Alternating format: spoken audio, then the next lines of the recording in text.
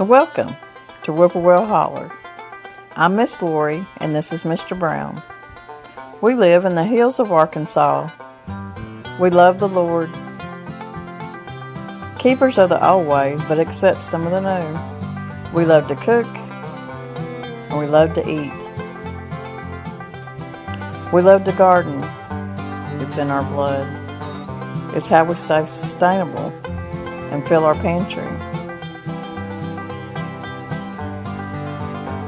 We do a lot of canning and preserving. We live a sustainable life. We love our family. We work hard. And every once in a while, we like to dance. So y'all join us.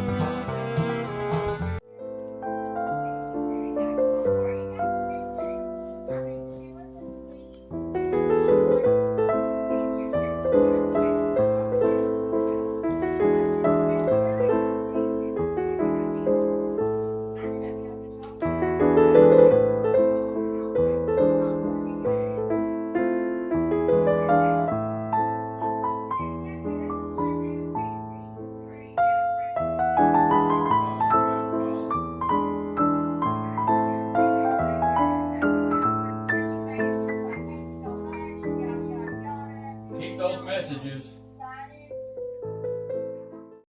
With it being Valentine's week, we thought we'd just talk about How much we love each other.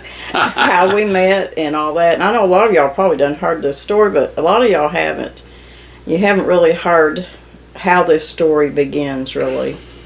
So we thought we'd just sit here and talk to you about it a little bit.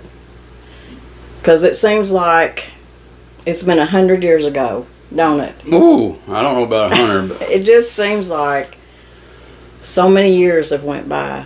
we'll just, we got several new subscribers and we're just talk a little bit. We can talk. We can talk, that's for sure. But, you know, Valentine's is about, which we could go through the history of all Valentines, but it's about your love for each other and how you know, they picked a day to do something special for your spouse. Or, of course, they've commercialized it now and made it for children, which is not what Valentine's is about, but Boy, it is, isn't it? it is anymore. But for a lot of y'all that don't know our story, we thought we'd just recap it for you. And I am originally from Texas. And I moved up here to Arkansas when I was 13 to live with my grandparents. And I've been here ever since. So I more or less, I feel like I'm from Arkansas, but my roots are in Texas. You got roots down there in that big T, don't you? Yeah, a lot of my family's down there, and I love them to death. And you got that accent, too. You got that Texas and that Arkansas, boy, that's... We go down there and see them every once in a while when we can. I'm ready to go down there now. And we're thinking about it. Yeah, we are. Thinking about going fishing again down there. Go down there and visit family and fish a little bit. You like that, don't you? I do. It's big bass time down there in Texas, so... So, where are you originally from, Mr. Brown? I'm from a little bitty spot in Arkansas. You was born in Arkansas, and you've been here ever since. Been here all along. I ain't never left. You can tell how I talk. I ain't never left. No, I was born in Pocahontas, Arkansas. 60, it's over 62 years. Yeah. 62 years ago in October the 31st. I was born on Halloween, so I'm a Halloween spook. What, was you born in Pocahontas? I was born in Pocahontas. But In Pocahontas, and we moved. My mother and dad were originally from an area called Raven Springs, and that was my mother and dad's stomping ground, which ain't but about, I don't know, 5 or 6 miles from here, really. Shorter than that, the way the crow flies. That's where they grew up, in that area.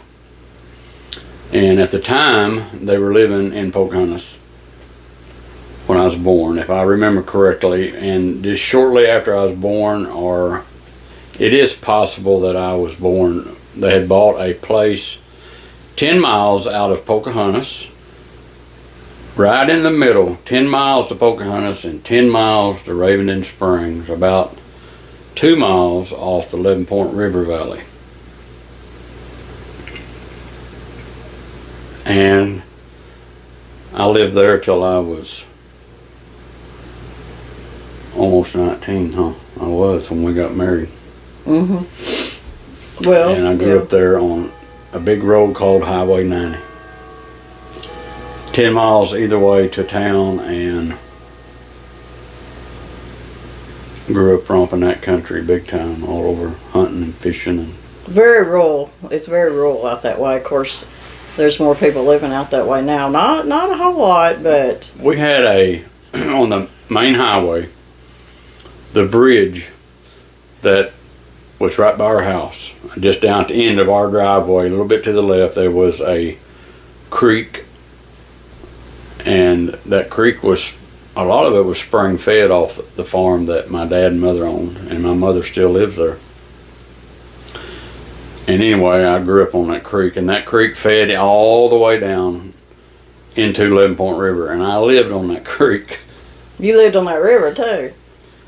And the river was a community hole down there, and that was summertime. Very seldom that we didn't try to get down there every day. We bathed down there. We had no air conditioning, so you could go down there and get in that cool river water and cool off and go home and feel pretty good when back in that day when you used to it.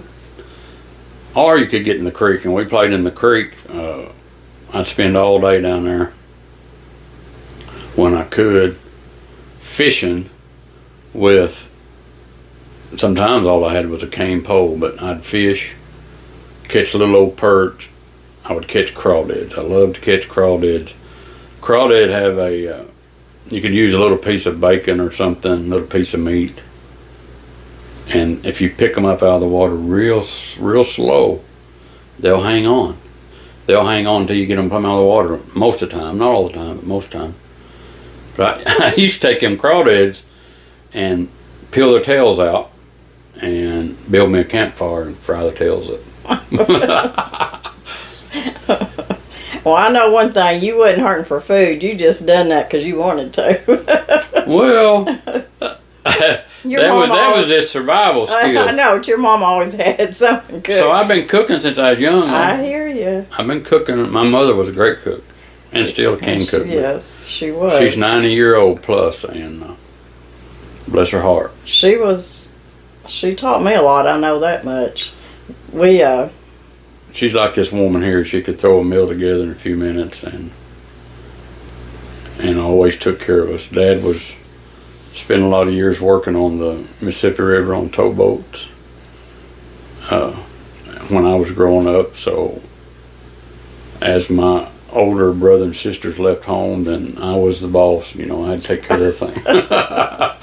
That's kind of like our life. I mean, you had to spend some time away from home working too, because the money just wasn't in this area to be able to really raise a family and pay your bills. You had to work 2 or 3 jobs all the time, so he had to work off sometimes. But I did, yeah. I did. I worked on the river. I also worked on the towboats, and off and on for a few years, and I worked several jobs around. Sometimes I've had at least a couple of jobs at one time. Sometimes it's more. When we first were married, I had to work. I was working at the factory, shoe factory, and I worked on the farm that we were living on to pay for rent. And that old house was so cold. Well, back then, I think I could go to town and buy a whole week or more worth of groceries for $40, and I don't think our electric bill was probably $25, at the most $30 a month, and we wasn't very much. We didn't have a car payment or nothing because we just drove old vehicles. Old junkers, I'd find, and I'd have to work on them. But I met him on the riverbank. He's talking about the 11 Point River, and that's where we met the first time. Of course, we never thought we'd see each other again, but we're down there, and her grandmother and some of the family, they would come down to the river there. And like I say, it was a community hole for miles and miles around. People came there, and it was right by Highway 90, right by the bridge. It used to be an old one-lane iron steel bridge that went across it at that time. And I was jumping out of about, I don't know, 60, 80 feet high, I don't know, sycamore tree that day. Big sycamore, and they had chopped notches out in it, and you could climb up that tree. And of course, I had to jump a few extra times because I was showing out, I guess. You were showing out because... I was showing out because this pretty girl was on the bank. You made sure I was looking before you jump out. Let me tell you, that water shy. was like hitting concrete. From that high up, it was like when your feet hit, but it give. That was a good thing. It wasn't as hard as concrete, but... But you just kept doing it, didn't you? I've done it a few times. And then I talked to her on the riverbank. Very pretty young girl. I thought he was pretty cute too, so. I don't know how. Of course, you had a friend there with you that was trying to flirt with me too, but that didn't work. I had to punch him in the nose. You know, I usually punch my friend in the nose once in a while. You do not. But, and that's how we met. And I didn't really expect to see, it was summertime. It wasn't, I don't think it was probably a few weeks before school started, was it? Probably. Not over a month. Yeah. Not over a month more. So, went to school, started school. I was at Oak Ridge Central. They'd built a new school, and I was attending school there. I attended 1 through 6th grade at a small school in Dalton, Arkansas. And but anyway, they had consolidated Ravenden Springs and Dalton schools, and they built a school in between. And it's where I was attending. And I showed up at school, and guess who was there? A scared little girl was there. A little girl that I had met on the riverbank was there, and I never had been so surprised. I had come from a big school from Pasadena, Texas, into this little rural school. Little hick school? Probably, I don't know if you had 200 kids in that school, and it was a big wake-up call for me, and I was still very shy, very shy. You know, at one time, I think before I graduated, they had around 400, but I don't remember what they had when you started. But it's school you work at now has only got, what, 700 and something? Mm-hmm. So... I mean, it's considered, I guess, a small school, yeah, but... I don't work there anymore. I just retired. I didn't go back the first of the year. Oh, happy day. Hey, don't push it, buddy. Every morning I get a switch and say, you're going to have to go work. She's really fighting it, but it'll be okay. I'll make it to the end of school year. So anyway, we got off subject, didn't we? We always do that. We always get off the subject. So we met on the riverbank. I met her at school. And then I graduated, and she was, of course, a few years younger than me. She's still in school, but we ended up getting married. Now, I can tell a funny story about that. I mean, I can't imagine anybody... I mean, my kids, but... You know, I tell them don't always do what Mama done, but just listen to me sometimes. But yes, I married. Don't do as I do as I say. I married very young, and not for reasons that people might think. But then again, it was funny because Danny then became my guardian, and you had to sign my report cards. He had to sign my report cards, but it wasn't long after that I ended up quitting school and going to work, and. It just... And then life is a lot of history behind that. Life is a lot of history behind that, so... I tried to get her to stay in school, y'all. I did. I just felt like I needed to go to work, so... And I was getting revved a lot at school for being married, and, you know, every day I went in, it was something. And when you're that young, you just... Well, you were one of them people that just had such a rough deal down there in Texas in school and stuff, and school would just... Very smart lady, but school, she just didn't care for being there. And so I just really encouraged my kids and grandkids, you know. I didn't push anything on my children, but encouraged them and helped them when it come to school. And all of them done very well and are doing very well now and are very independent, hardworking kids or adults. They're not kids no more. My They're still our babies. 42. Is he fixing to be 42? He is 42. Oh my goodness. Yeah. My oldest boy. Everybody's growing up. And all the grandkids, and you know, it's just, you look back and you think, how did we get here? But we did. Ooh, it was wild, wasn't it? I mean, when I got married, we didn't have a penny to our name. But we did care because we was in love. I knew I'd work if my health held out. I mean, it just wasn't. Of course, we both grew up.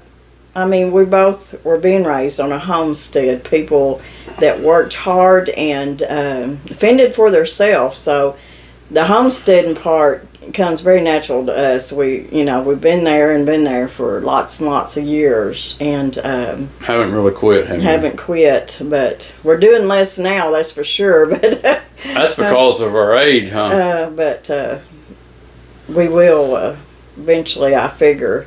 After we do our traveling, after I retire and settle back into home and know that we ain't going to be able to go on the road very much anymore, we'll get back into it probably if our bodies hold up to it.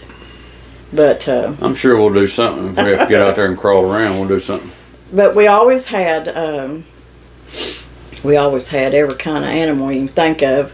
We raised cattle and hogs, and of course you always had chickens, and we've had goats and sheep. And you name it, we had it. Lots of dogs. But a lot of times people ask us why we don't have a dog. It's just that we're both working and not here, and they just have to stay in the pen. And if you just let them out, then they roam the country around and go to their neighbors. And it's not that we don't like dogs. Matter of fact, since I've started getting back in duck hunting, I'd like to have a duck dog.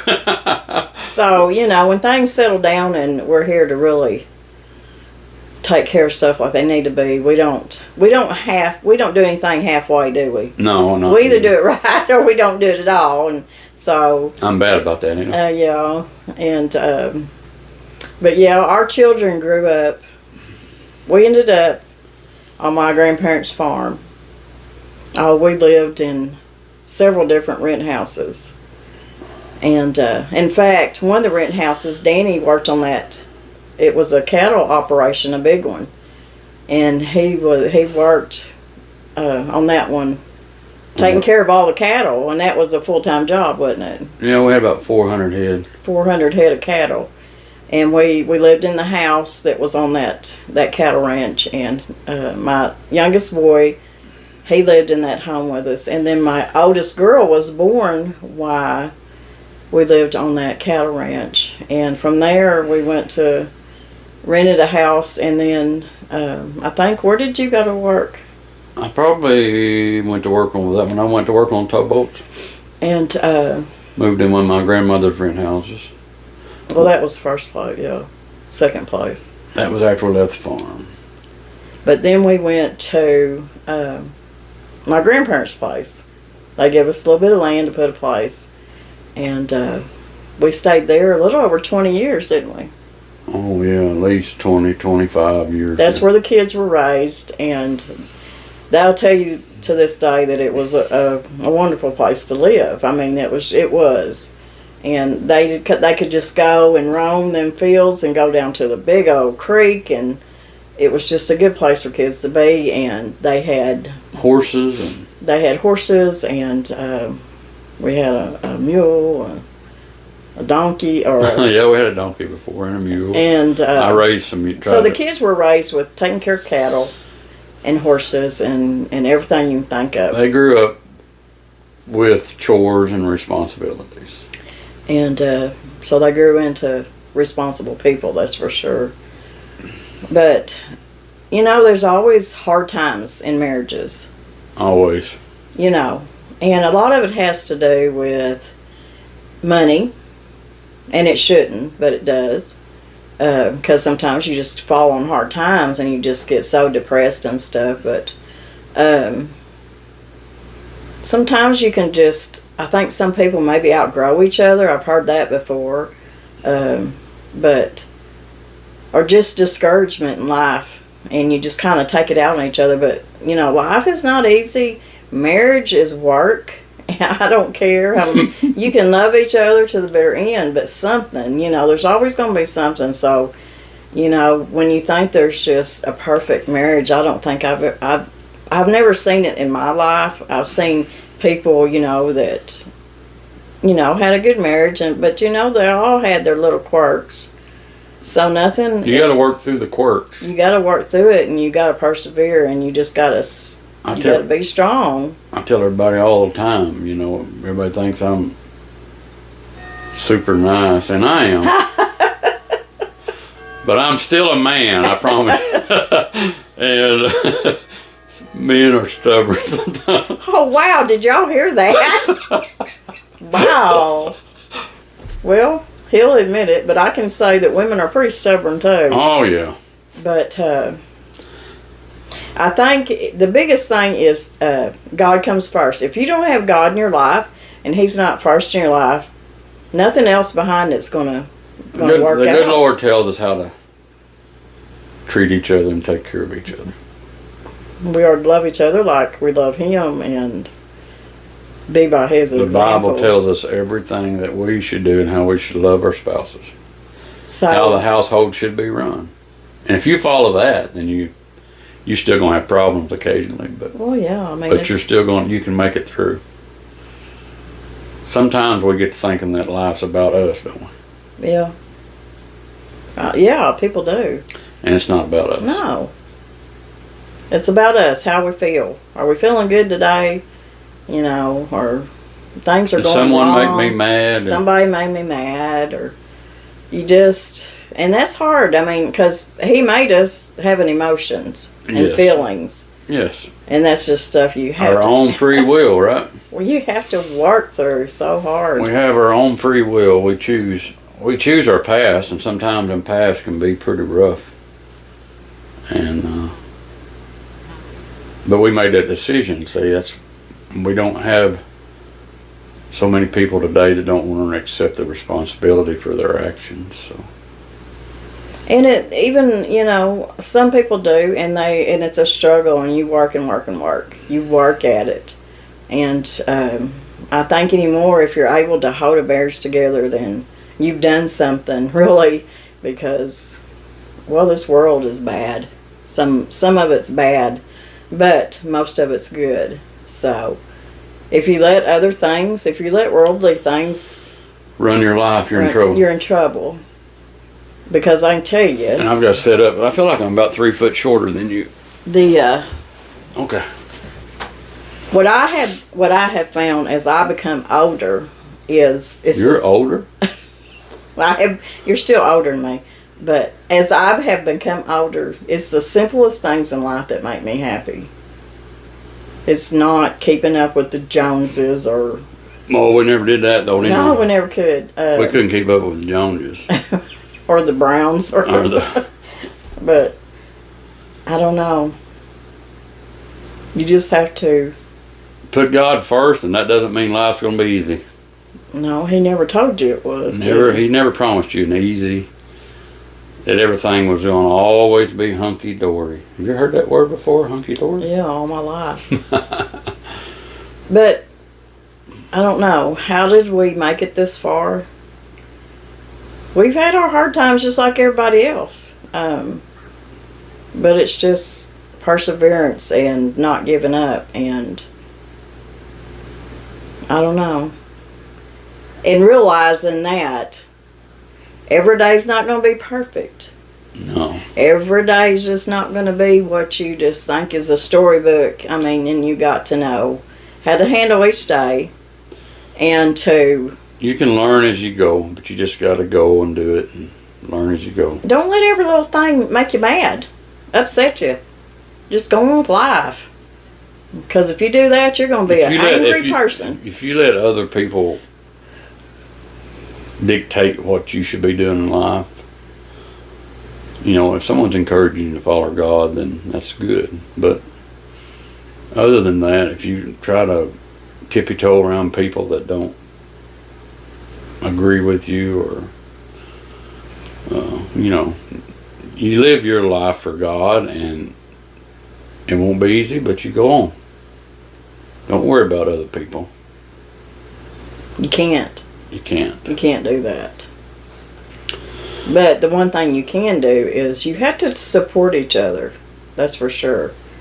And if, you know, if your spouse is feeling down, you need to support them. Or if they're having a bad day, you don't need to have a bad day with them or be mad about it. You just have to try to help them through it. And I spent all my young days working and working, and you were working some job and trying to raise a family, and if you ain't careful, that can make you grow apart. I think that's what happens to a lot of couples too. They grow apart. And I grow apart, I mean you're not in contact with each other's needs day in and day out, and I've worked from daylight till 10 o'clock at night, so. And sometimes you have to do things with your spouse that maybe it's not something that you really care about, but you have to show some kind of encouragement and like his love for hunting and fishing and all that. I knew from day one when I met him that that's what he done. So I'm not going to take it away from him.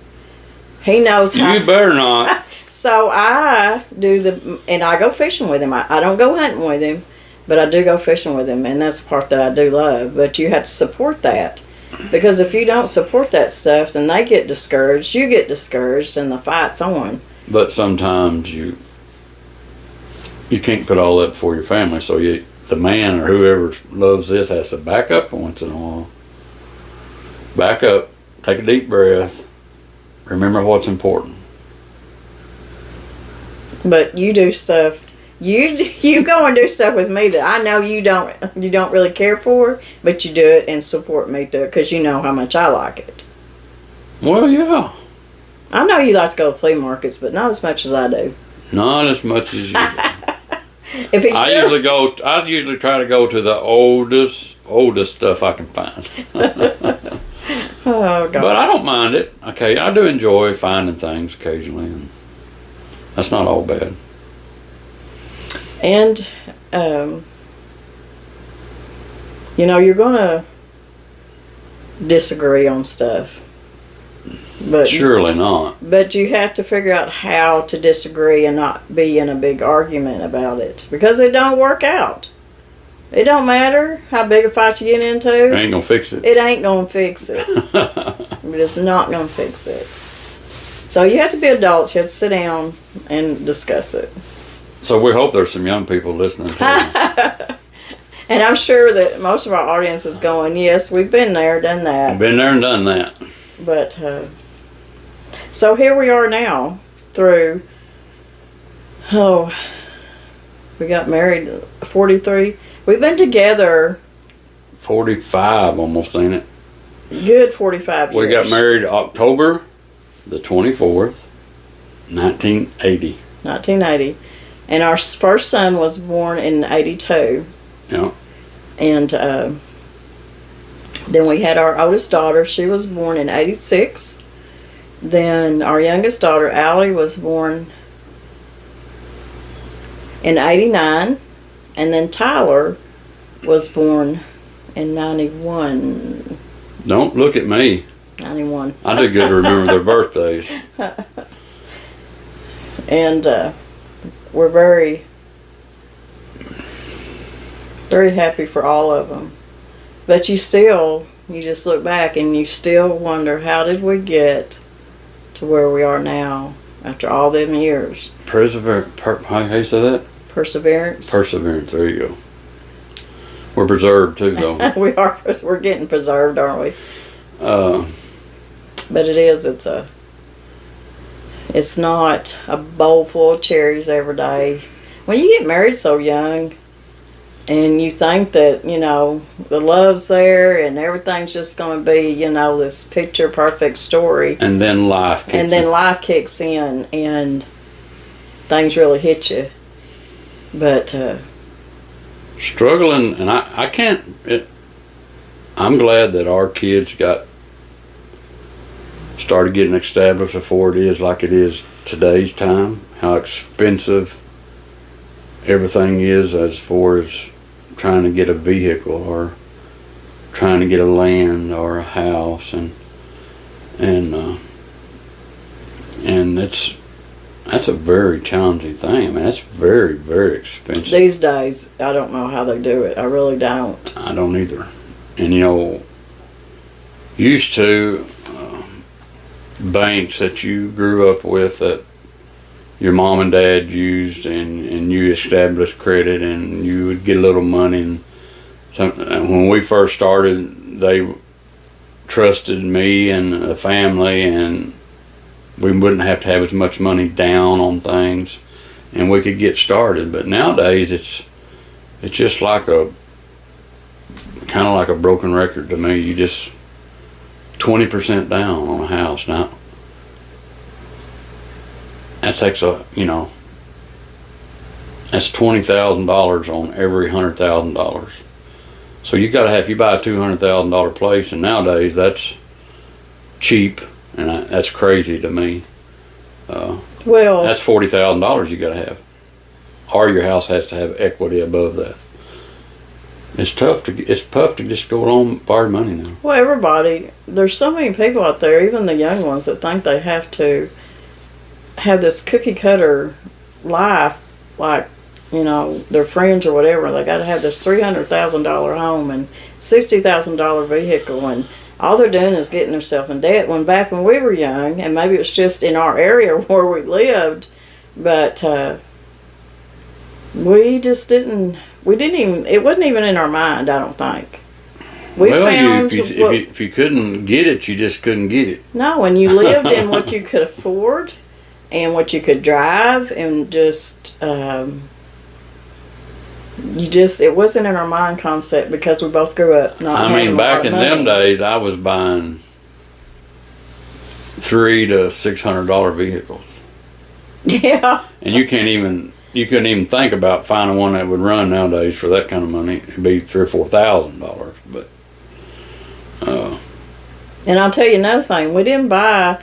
We might have helped just a little bit, but we didn't buy our kids vehicles, and we didn't pay for their cell phones. We didn't buy their insurance. They were still in school working for this stuff. We helped in some things when we could. But we were still trying to live too. Yeah. It was hard. But they learned that if they wanted something, they had to earn it, get out and get with it. So that's what they done, and we helped a little bit. Some of them we got to help a little more than others, but we hear about that sometimes. I know. We do. Well, you helped her more than you helped me. It's because we could. Danny's had, let's see, you've worked on the towboats, you worked at shoe factory. Shoe factory. You've worked on farms all your life. Farms and ranches. You worked for the county. For the county. You drove a truck for 17 or 18 years. Probably 17. Worked on the towboats. Owner-operator for about 15 of those years, 17 years of driving. We, at one point, we had our own combine, and we even went out for several summers and combine fescue for people. Fescue, people probably don't know what fescue is, do they? We done that for a living. We also had a store business. A lot of y'all know about that, the Dalton store, which is the Mennonite store now that some of y'all have went to, and that's at Dalton, Arkansas, in the 11 Point River. Yeah. We ran that store. My family did before us, and that store's been there over 100 years. I don't know, a long time. Oh, it's been there a long time, and it's a neat place to go to, Dalton, Arkansas. And don't blink your eye, you'll miss it. Then he went to working at the school with me. I worked at sawmill. Don't forget the off and on sawmill. Sawmill. I used to skid logs for timber company guy, and then I done that some off and on, and then as I got out of the trucking, I done that for 17 years. After I got out of the trucking, I went back to work for the sawmill for a little while, working at the mill and mainly driving and hauling lumber to market. And he was getting to the age that he was fixing, the lumber prices was getting low. They started coming out with all the synthetic flooring, and we used to sell a lot of oak lumber to make hardwood flooring up in Missouri. And that started slowing down, and his age was getting up there, and he was thinking about giving it up, and he did shortly after. But I had the opportunity to go to work at the school. So I did custodian work and drove the bus the first year I was there. And then I got offered, the gentleman that was over transportation was retiring, and I got offered that job. You didn't know what you was getting yourself into, did you? Woo! Because it's 3-in-1 job. Yeah, I drove a bus, I mechanicked the buses, and transportation, and took care of all the other that goes along with it, drivers and training drivers and making sure I had drivers. And so that's what he retired from, was from the school. And I did that for 15 and a half years. Well, how old are you? I'm 62. Sounds like you're 102 as much I'll as be you've 60. done. I feel like I am. And I know I can't do like I used to do. Well, none of us can. And as far as me, while he's doing all these stuff that he done, you know, I was raising kids and helping take care of a farm and cattle, and I was cleaning houses and driving a bus, and then I went full time into working in the school system. I was subbing. I was a teacher's aide. And you worked at Brown Shoe when we first were married. Oh, when we first married, you worked at the shoe factory. yes, and for about $125 then a week. I went into the kitchen cafeteria, and that's where I've been ever since. But I have done custodian too, and I'm still doing a little bit of custodian. But that's where I'm fixing to retire from, is the school system. So we have had You've been there this is your 27th year in that. This is our... You're getting old. I am. I am. Getting old. That's why I say, I look back and I feel like I should be 100 as much as we've done and been through, but then again, you think back and you go, whoo, that was fast, wasn't it? it was fast. It was very fast. You know, and since I have been not going to work every day at school, these weeks are like clicking off. I mean, Pretty fast. I'm having fun. I'm having fun doing things, but I do help out around here some. But that too is another thing. What will keep a couple together too is just say him being gone all the time, working. He knew that I was at home with the kids, taking care of the farm, the cattle, whatever had to be taken care of. He really didn't have to. He felt probably guilty that he wasn't there, but he knew it was being taken care of. That I was there taking care of it. The kids were there taking care of it. It was taken care of. So he was able to do his job, and you know, you have to support each other in a lot of ways. I done that just to make ends meet and be a little better. Trucking was better financially. It was stressful, very stressful, because it's a very tight money business. You have to cover so many miles a week. If I wasn't out there going, then the bills at the end of the month weren't going to get made, or get paid. So it's a stressful business. It's a tight money. You have to really manage your money. But our kids will tell you that during that time, she got to stay home with the kids more, and we had a little more money, because they'll tell you that they got to go out and eat once in a while. They got to get some something, from the store or whatever. They got to get a pack of Oreos. They got to get something they normally didn't have, and they'll sit down and tell you that to this day. They got to experience going out and eating at a Mexican restaurant because we just never ate out. We couldn't afford it, and we just never done it. And it took 30 minutes just to get to town from where we lived, and every meal, 3 meals a day was was what I fixed. So unless I was at school and they'd eat lunch there, but the first truck that I owned, I would leave on most Sunday afternoons, Sunday nights, and be back in on Saturday. So my time at home was not very long. And that's another thing. You think, and you do. You miss each other, and you get independent on yourself. Because I got very independent when he was gone so much, and when he got off the truck, he kindly took stuff over again, and I was like, "But I done that. I took care of that. I mowed the yard. I done this," and so you had to kindly. Yeah, that was another thing. When I was home, later years, I would be home most weekends. I'd usually get in, do my best to plan things to be in by Friday night, and I wouldn't leave till Monday morning. It didn't always work. Sometimes I'd have to stay out on weekends. I've been out in California or wherever and have to stay out. Never did like it, but I would run hard. I would run in that truck.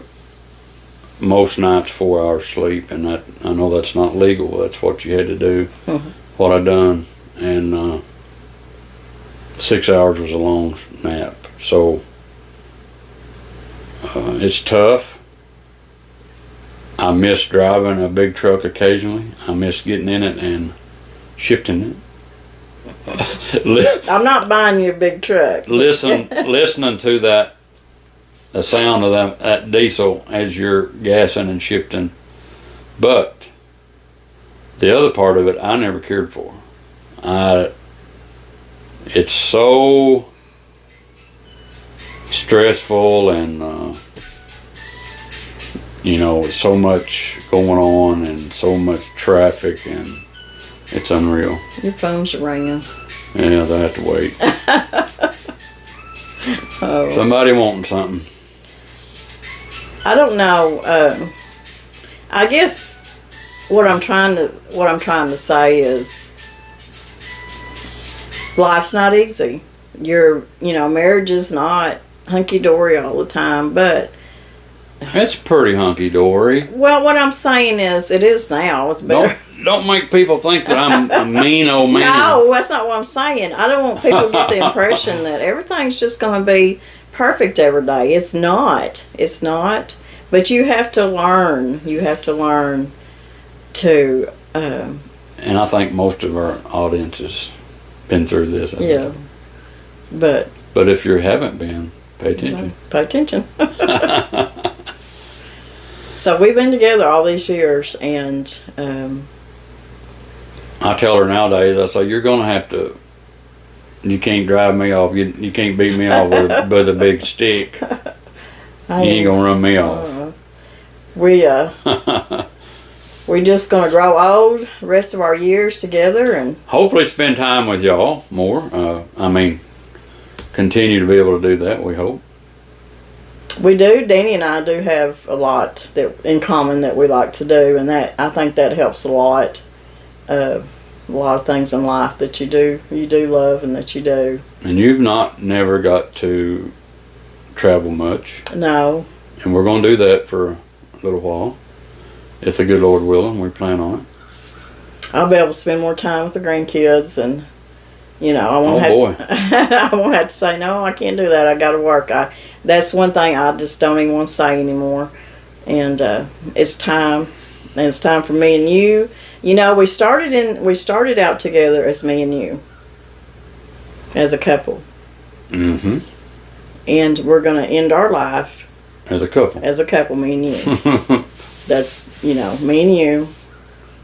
And 400-something thousand people watching. But you know what I'm getting at. And we've like you said, we've persevered, had a lot of good times, had beautiful children and grandchildren, and So far, we're all reasonably healthy, and we thank the good Lord for that. And we're very blessed. But what I'm trying to get across is life is not perfect. It never will be. But good Lord never said nothing was going to be perfect. You're going to have trials and tribulations. And as long as you've got... Heaven's going to be perfect. Heaven will be perfect. And as long as you've got the love for the Lord and... Do His will.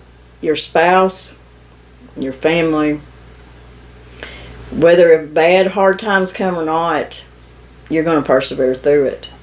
And that's, I mean, look at your mom and dad. Look at anybody that they persevered through a lot too.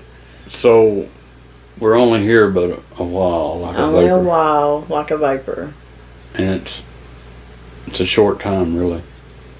So the best thing you can do, and what keeps us together, is one thing. You know what that is? Cornbread and gravy. That too. Tell me what keeps us. Tell me. Dancing in the kitchen. Dancing in the kitchen. That's what keeps us going. Oh man. Anyways, we've sat here and probably blabbed enough. Y'all, I dance like a pogo stick. I don't do any better anymore. I dance like a pogo stick. Keep your fire going and your love going by dancing in the kitchen. Let me tell you, it does work. We're going to get off here because we've blabbed enough, and Mr. Brown's got a lot to do today. I got some stuff I need to do today, but we just want to get on here. It's fixing to be Valentine's, and Joe, we love y'all. We love y'all too. And I love you too, baby. I love you too. And this is our Valentine to you, to tell y'all how much we care about y'all, how much we love y'all, and just keep persevering. Whatever's going on in your life, put God first. You know, it's been really... Go ahead, I'm sorry. Go ahead. Put God first is correct. This transition with my retirement and you trying to get to retire, and we've been really busy, and it's hard to sometimes keep the YouTube knocking on the door like we need to. And I've started a channel, and it's doing okay, but I'm finding time. You know, it's just been real busy lately. It has been, but don't give up on us. It's going to get better, I promise. Yeah, when Miss Lori gets retired, then she can hold the camera and video me, and I can hold the camera more and video her, and we can help each other out. But we got a lot of stuff coming to y'all, so y'all stick around. I guess we're going to take them traveling with us too, ain't we? Yeah. And cooking in the great outdoors and cooking outside. I think my legs asleep. I ain't gonna be able to get up now. Legs sleep and. But anyways, we're gonna wrap this up and tell y'all. I want to thank y'all for the gifts that y'all been sending me. I have got so much, and I appreciate y'all. Just know that we always appreciate anything you send us. Anything from gifts to letters and cards. Nice comments. The beautiful comments. We thank y'all so much. But we do try to read them all, y'all. You may not think so, but we try. We try hard. So we'll see y'all in a few days. We'll be doing something. We'll be doing something that... Keep on hanging on. Keep on hanging on. We love y'all. We'll be doing something, but... We don't know what it's going to be. What it's going to be. But we'll be doing something. Oh, man. We keep y'all in not knowing too, don't we? But anyways, happy Valentine's, everybody. We love y'all. We'll see y'all in a few days. God bless. And